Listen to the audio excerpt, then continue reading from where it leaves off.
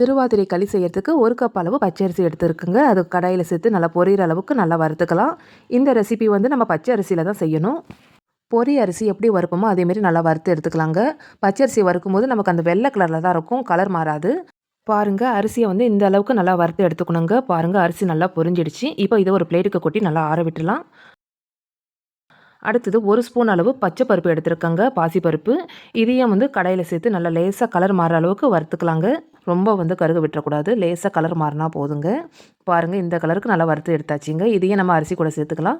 இப்போ இது ரெண்டும் நல்லா ஆற விட்டுலாங்க. நல்லா ஆறின பிறகு வாசனைக்கு ஒரு 3 ஏலக்காய் சேர்த்துருக்கங்க. 3 ஏலக்காவை சேர்த்து மிக்ஸி ஜாரில் சேர்த்து நல்லா நைஸாக அரைச்சிட்டு வந்துடலாம். ரவை பதத்துக்கு ரொம்ப குறைனா அரைக்கக்கூடாதுங்க. நல்லா ரவை பதத்துக்கு அரைச்சி எடுத்துக்கலாம். பாருங்கள், இந்த அளவுக்கு நல்லா நைஸாக ரவை பதத்துக்கு அரைச்சி எடுத்துக்கணும். அடுத்தது ஒரு கடாய் எடுத்துக்கலாங்க. நம்ம அரிசி எடுத்த அதே கப்பில் 1.5 கப் அளவு வெல்லம் சேர்த்துக்கலாங்க. 1 கப் அரிசிக்கு 1.5 கப் அளவு வெல்லம் கரெக்டாக இருக்குங்க. ரொம்ப இனிப்பு அதிகமாக தேவைப்பட்டுச்சுன்னா 2 கப் எடுத்துக்கோங்க. இப்போ இது கூட 4 கப் அளவு தண்ணி சேர்த்துக்கிறேன்.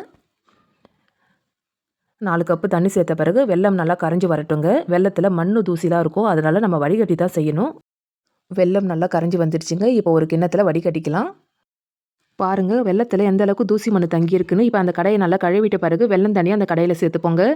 வெல்லம் தண்ணி நல்லா கொதிக்கட்டுங்க. இது கூட கொஞ்சமாக உப்பு சேர்த்துக்கிறேங்க. எந்த ஸ்வீட் செஞ்சாலும் கொஞ்சமாக உப்பு சேர்த்து செஞ்சிங்கன்னா ஸ்வீட் வந்து நல்லா தூக்கி விடும். உப்பு சேர்த்த பிறகு நல்லா கலந்து விட்டுக்குங்க. அடுத்தது நம்ம அரைச்சி வச்ச மாவை இதோட சேர்த்து கைவிடாமல் கலந்து விட்டுக்கிட்டே இருங்க.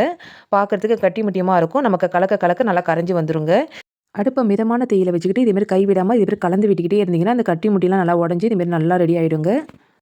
1 கப் அரிசிக்கு 4 கப் அளவு தண்ணி வச்சிங்கன்னா கரெக்டாக இருக்குங்க. பாருங்கள், ரவை பதத்துக்கு நம்ம அரைச்சதுனால மாவு நல்லா வெந்துருச்சுங்க.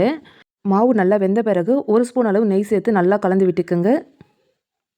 நல்லா கலந்து விட்டாச்சுங்க. அடுத்தது துருவின தேங்காவை வந்து ஒரு கைப்பிடி அளவு சேர்த்துருக்கேன். அதையும் சேர்த்து நல்லா கலந்து விட்டுக்கலாங்க.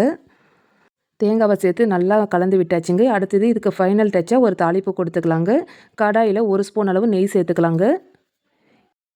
நெய் நல்லா சூடாயிடுச்சுங்க. இது கூட ஒரு 5 முந்திரி பருப்பை உடச்சி வச்சுருக்கேங்க. அதையும் சேர்த்து நல்லா கலர் மாற அளவுக்கு வறுத்துக்கலாம். முந்திரி பருப்பு நல்லா கலர் மாறிடுச்சுங்க. இதை வந்து நம்ம களியில் சேர்த்து நல்லா கலந்து விட்டுக்கலாம். அவ்வளோதாங்க.